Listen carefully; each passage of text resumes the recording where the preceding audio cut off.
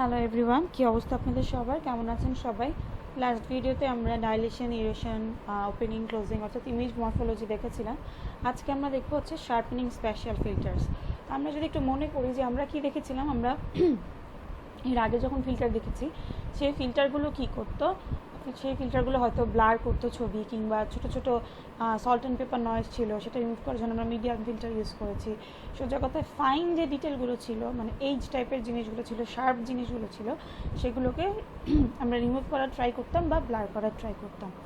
কিন্তু sharpening special ফিল্টারে কী করবো, আমরা নাম শুনেই বুঝতেছি যে শার্পেনিং ফিল্টার আসলে কী করে, যে ইমেজের ছোটো ছোটো যে ফাইন ডিটেলগুলো সেগুলোকে হাইলাইট করে। তাহলে আর কি করবে, ব্লারিং থাকলে ছবি থেকে ব্লারিং রিমুভ করবে এবং এইজগুলোকে হাইলাইট করবে। এবং শার্পেনিং ফিল্টার কি করা হয়, কিসের উপর বেস করে করা হয়? স্পেশাল ডিফারেন্সিয়েশন, মানে পিক্সেল ভ্যালুর ডিফারেন্সিয়েশন দিয়ে আমরা স্পেশাল ফিল্টারগুলো অ্যাপ্লাই করি। তাহলে আমরা কি ইউজ করি স্পেশাল ফিল্টারের জন্য? আমরা ইউজ করি হচ্ছে শার্পেনিং ফিল্টারের জন্য আমরা কি ইউজ করি, আমরা ইউজ করি হচ্ছে, যদি আপনাদের মনে না থাকে, ফার্স্ট অর্ডার ডেরিভেটিভ এবং সেকেন্ড অর্ডার ডেরিভেটিভ ইউজ করি। সো আমরা ডেরিভেটিভ আসলে কীভাবে বের করি? ডেরিভেটিভ আসলে কি, দুইটা পিক্সেলের ভ্যালু বিয়োগ দিয়ে আমরা ডেরিভেটিভ বের করি। ডেরিভেটিভটা বের করার দরকার কেন?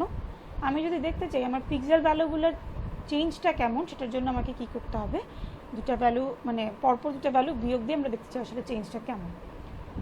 চেঞ্জ দেখতে চাইলে আমাদের কি লাগবে? ডেরিভেটিভ লাগবে। যেমন ধরেন আপনি যদি কোনো কিছুর রেট অফ চেঞ্জ দেখতে চান, সাপোজ বেগ, সেটার জন্য কি আপনাকে অবশ্যই ডেরিভেটিভ ইউজ করতে হয়। এখন ধরেন আমি আমার একটা ইমেজ আছে, সেই থ্রু আউট দ্য ইমেজ আমার পিক্সেল ভ্যালুগুলো কীভাবে চেঞ্জ হয়েছে বা কীভাবে সেটার ট্রানজিশন হয়েছে সেটা আমি দেখতে চাই। তাহলে আমাদেরকে কি লাগবে? আমাদেরকে এই ডেরিভেটিভের দরকার। সো আমরা এখন আসেন ডেরিভেটিভের কোড যদি একটু দেখি। সো আমরা যদি একটু ইমেজ ডেরিভেটিভটা নিয়ে একটু দেখতে যাই, আমরা কি জানি? আমরা জানি হচ্ছে ইমেজ ডেরিভেটিভ আমরা ফার্স্ট অর্ডার দেখি, দুই ধরনের হয়, একটা ফার্স্ট অর্ডার ডেরিভেটিভ, একটা সেকেন্ড অর্ডার ডেরিভেটিভ। আমরা যদি ফার্স্ট অর্ডার ডেরিভেটিভগুলো দেখি, ফার্স্ট অর্ডার ডেরিভেটিভে আমরা জানি যে তিন ধরনের হয়, একটা হচ্ছে ফরওয়ার্ড, একটা হচ্ছে ব্যাকওয়ার্ড, একটা হচ্ছে সেন্ট্রাল। ফরওয়ার্ডটা যদি আমরা একটু মনে করার চেষ্টা করি তাহলে একটু দেখি আমরা ফরওয়ার্ড ডিফারেন্সটা কীরকম ছিল। ধরুন এটা আমার একটা ছবি, সেই ছবির এরকম কিছু পিক্সেল ভ্যালু আছে। এখন আমি ফরওয়ার্ড ডিফারেন্স যখন বের করতে যাব, এটা যদি আমার ij-তম পিক্সেল হয়, তাহলে এটা কি ij+1-তম পিক্সেল। তাহলে আমি কি করব, আমার যে এই কারেন্ট পিক্সেলটা, এই পিক্সেল থেকে পরের পিক্সেলের ভ্যালুটা বিয়োগ দিব। আবারও বলছি, এই পিক্সেল থেকে পরের পিক্সেলের ভ্যালুটা বিয়োগ দিব। এটাই হচ্ছে ফরওয়ার্ড ডিফারেন্স বা ফরওয়ার্ড ডেরিভেটিভ। তাহলে আমি এখানে এই কোডে কী করছি, একটা ইনপুট ইমেজ নিয়েছি, RGB টু গ্রেতে কনভার্ট করে ডাবলে নিয়ে নিয়েছি IM টু ডাবলে। IM টু ডাবল কী করে আপনাদের যদি খেয়াল থাকে, 0 আর 1 এর রেঞ্জে ছবিটাকে নিয়ে আসে। আমার ক্যালকুলেশনের সুবিধার জন্য, যেহেতু আমার বিয়োগের কিছু ব্যাপার স্যাপার আছে, সো আমি IM টু ডাবলে কনভার্ট করে নিলাম। এবার কি করলাম, SS সাইজের সমান বিশিষ্ট একটা ছবি ক্রিয়েট করলাম জিরোস দিয়ে, যেটা আমার কি, ছবিটার নাম হচ্ছে R। জিরোস দিয়ে ক্রিয়েট করলাম, অর্থাৎ একটা ব্ল্যাক ছবি ক্রিয়েট করলাম S এর সমান। সো আমি কি করেছি, এখন একটা লুপ চালাচ্ছি, যেটা কি করছে, আমার ইনপুট ছবির রোর সমান নিচ্ছে, কিন্তু কলাম থেকে এক ঘর বাদ দিচ্ছে। কারণ কি দেখেন, ধরুন আমার ছবিটাতে এরকম 4টা কলাম আছে। আমি যখন এই পিক্সেল আর এই পিক্সেলের ফরওয়ার্ড ডেরিভেটিভ বের করতে যাব, তখন এটা থেকে এটা কি করব, মাইনাস করব। কিন্তু যখন আমি এই পিক্সেলের ফরওয়ার্ড ডেরিভেটিভে আসতে যাব, তখন যদি আমি একই ফর্মুলা ইউজ করি, বা আমি যদি জে এর এন্ড পর্যন্ত লুপটা চালাই, তাহলে ধরেন এইখানে কি করবে, এইটা মাইনাস, এখানে একটা পিক্সেল ভ্যালু আসবে যেটা, সেটাকে বিয়োগ করবে। কিন্তু এখানে তো বেসিক্যালি কোনো পিক্সেল ভ্যালু নাই, আপনাকে তাহলে একটা কি দিবে, এরর দিবে। আমার মনে হয় আপনারা 4 2 স্টুডেন্ট, এটা আপনারা বুঝবেন লুপটা দেখলে যে আসলে কেন এরকম করেছি আমরা, যাতে ম্যাট্রিক্সের ডাইমেনশন হ্যান্ডেল করা যায়, সেহেতু আমি লুপটা চালিয়েছি কি, একটা কলাম কম চালিয়েছি, যেহেতু আমার এখানে কি আছে, j+1 আছে।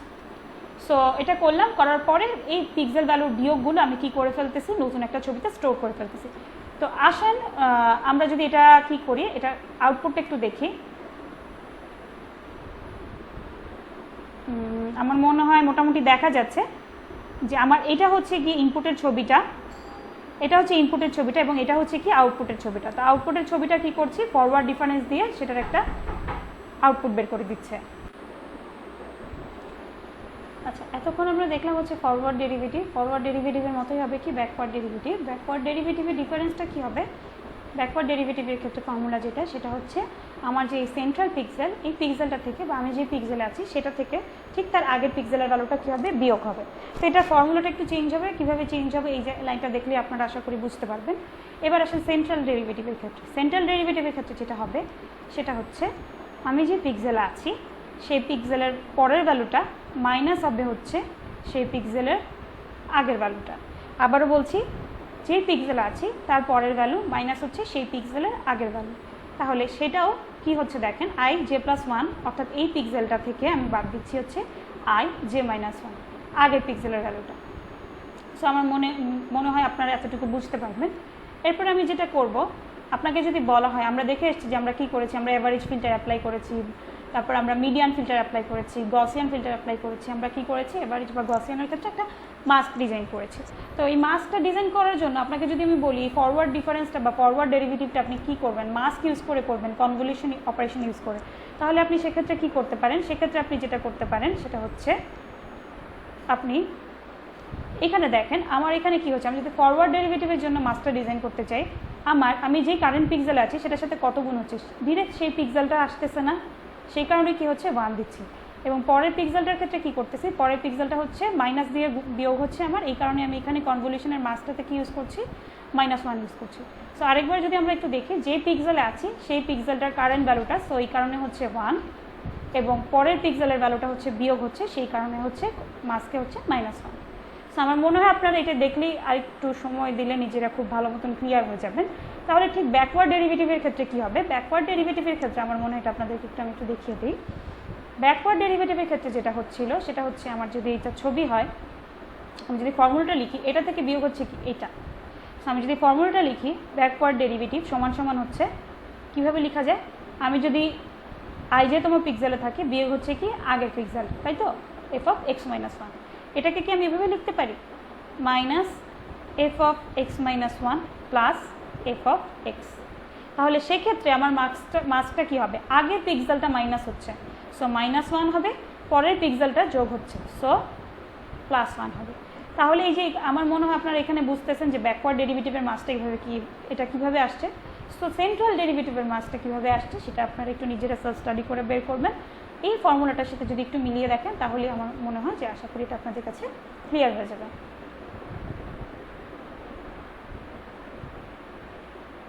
সো এখন আমরা প্রথম ফার্স্ট অর্ডার ডেরিভেটিভের ফিল্টারটা দেখি।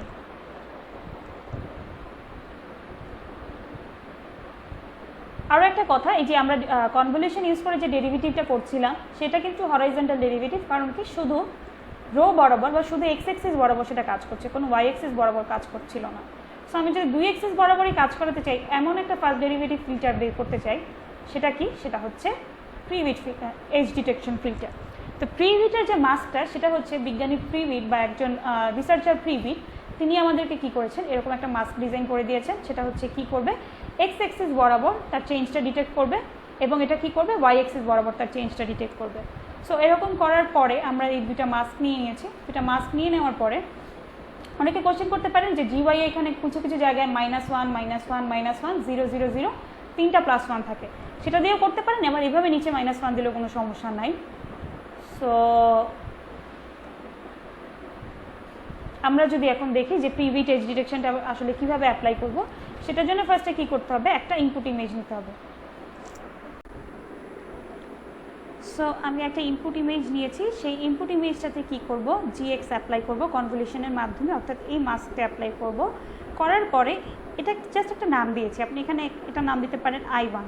সো আমি I1টা পাচ্ছি হচ্ছে জিএক্সটাকে ইনপুট ছবির উপরে অ্যাপ্লাই করে, I2 পাবো হচ্ছে জিওয়াই কার্নেলটা ছবির উপরে অ্যাপ্লাই করে। সো এটা হচ্ছে আমার I2, এটা হচ্ছে আমার I1। সোজা কথায় আমি ছবির উপরে জিএক্স অ্যাপ্লাই করে একটা ছবি পাচ্ছি আউটপুট, যেটার নাম হচ্ছে I1, জিওয়াই অ্যাপ্লাই করে আরেকটা ছবি পাবো যেটার নাম হচ্ছে I2। দুটাই একই ইনপুট ছবির উপরে করেছি। এবার আমি যেটা করব, এই ছবিটার ম্যাগনিটিউড বের করব। সো ম্যাগনিটিউড বের করার ফর্মুলা কি, এটা হচ্ছে আমার ফর্মুলা। তাহলে জিনিসটাকে কীভাবে একটু শর্ট করে লেখা যায়, D = কী হবে, I1² + I2²। এটা কিন্তু ম্যাট্রিক্সের হবে না, এটা কিন্তু ম্যাট্রিক্সের এলিমেন্টগুলোর হবে, অর্থাৎ ম্যাট্রিক্সের এলিমেন্টগুলো স্কোয়ার করব, এখানেও ম্যাট্রিক্সের এলিমেন্টগুলো স্কোয়ার করব, সেটাকে যোগ করার পরে ম্যাট্রিক্সটাকে এলিমেন্ট ওয়াইজ রুট ওভার করব। সো এটা করলে আমি কি পাবো, আমি আমার প্রিউইড এজ ডিটেকশন আমার কমপ্লিট হয়ে যাবে এতটুকু করলে। সো আমরা যদি প্রিউইড এজ ডিটেকশনের আউটপুটগুলো একটু দেখি, এই কোডটা কীভাবে অ্যাপ্লাই করবেন আপনাদেরকে বলে দিয়েছি, খুবই সহজ, নিজেরা বাসায় একটু কষ্ট করে এটা অ্যাপ্লাই করতে হবে। সো আমি যদি এই যে দেখেন, আমি যদি অ্যাপ্লাই করি, অ্যাপ্লাই করার পরে কি হবে দেখেন, এই যে এইজগুলো যেগুলো ছিল সেগুলো দেখতেই পাচ্ছেন যে আসলে খুব ভালো রকমের হাইলাইট হয়ে গেছে। আমি জিএক্স অ্যাপ্লাই করে যে আউটপুট ছবিটা পেয়েছি, এটা হচ্ছে জিএক্স অ্যাপ্লাই করার পরে এক্স বরাবর এক্স এক্সিস বরাবর এইজেস পাচ্ছি, জিওয়াই অ্যাপ্লাই করে আমি ওয়াই এক্সিস বরাবর এইজেসগুলো পাচ্ছি। যখন আমি দুটোকে ম্যাগনিটিউড বের করছি তখন সেটা কি হচ্ছে, তখন এটা আমি ফাইনাল একটা ছবি পাচ্ছি। Extremely sorry. আচ্ছা, সো এখন আমি যদি আমাদের প্রিভিড দেখা শেষ, এবার আমি সোবেলের ক্ষেত্রে যাই। সোবেলের ক্ষেত্রে বিজ্ঞানী সোবেল বা রিসার্চার সোবেল যেটা করেছেন সেটা হচ্ছে প্রিভিডের মতোই রেখেছেন জিনিসটা, শুধু কি করেছেন, শুধু হচ্ছে এই জায়গায় ওয়েটটা বাড়িয়ে দিয়েছেন। কেন ওয়েটটা বাড়িয়ে দিয়েছেন আপনারা যদি একটু খেয়াল করে দেখেন, আমার এটা হচ্ছে সেন্টার পিক্সেল, অর্থাৎ আমি একটা ফিল্টারে কনভলিউশন করার পর রেজাল্টটা আমি সেন্ট্রাল পিক্সেলে বসাই। সেন্ট্রাল পিক্সেলের কাছে যে দুইটা ভ্যালু আছে, এই কর্নার বরাবর না, ডায়াগোনাল বরাবর না, কাছে যে দুইটা ভ্যালু আছে সেই দুটাকে আমি ওয়েট বেশি দিচ্ছি। আমরা যেরকম গসিয়ান করেছি, সেন্টার পিক্সেলে ওয়েটটা যেন বেশি আসে সেই জন্য আমরা ক্যালকুলেট করেছি, ঠিক তেমনিভাবে বিজ্ঞানী সোবেলও এই একই কাজ করেছেন। কি করেছেন, সেন্টার পিক্সেলের কাছের যে পিক্সেলগুলো রয়েছে সেগুলোর ভ্যালুটাকে বাড়িয়ে দিয়েছেন। অর্থাৎ তাহলে একই রকম হচ্ছে কাজটা, খালি মাস্কটা চেঞ্জ হচ্ছে। আরও একটু চেঞ্জ আছে, কীরকম চেঞ্জ আমরা যদি একটু দেখি। সোবেলের ক্ষেত্রে আমরা সোবেল অপারেটরটাকে বা সোবেল ফিল্টারটাকে কীভাবে ইউজ করব হচ্ছে, প্রথমে আমাদের একটা থ্রেশহোল্ড লাগবে। এই টিটাকে আপনি 0.5 ধরতে পারেন, তার থেকে বেশি ধরতে পারেন, তার থেকে কম ধরতে পারেন। আপনার ছবিটা কেমন হবে বা আপনার অ্যাপ্লিকেশনটা কেমন সেটার উপর ডিপেন্ড করে আপনি ট্রায়াল অ্যান্ড এরর বেসিসে টি এর ভ্যালুটা সেট করতে পারেন। বাই ডিফল্ট নর্মালি 0.5ই আমরা ধরি। সো আমরা একটা ইনপুট ইমেজ নিলাম, সেই ইমেজটাতে জিএক্স আর জিওয়াই অ্যাপ্লাই করলাম, আগের মতো দুইটা ছবি পাবো, একটা হচ্ছে I1 যেটা হচ্ছে জিএক্স অ্যাপ্লাই করে পাবো, আরেকটা ছবি পাবো I2 যেটা পাবো কি জিওয়াই অ্যাপ্লাই করে। দুটা ছবি পেলাম, আগের মতো আমি কি করলাম, ম্যাগনিটিউড বের করলাম, একদম সেম প্রিভিউতে যেরকম করেছিলাম একদম সেম। লাস্টে একটা স্টেপ করতে হবে, যেটা হচ্ছে এই ডি এর ভ্যালুগুলো আই যে পিক্সেলের মানে প্রতিটা পিক্সেলের ডি এর ভ্যালু হিসাব করব। করার পরে যদি দেখি যে আমার থ্রেশহোল্ডের চেয়ে বেশি আসছে বা 0.5-এর চেয়ে, যদি আমি 0.5কে থ্রেশহোল্ড ধরি, 0.5-এর থেকে যদি বেশি আসে তাহলে সেই জায়গায় সেম এভাবে লিখবো, মানে নর্মাল করতে হবে এরকম।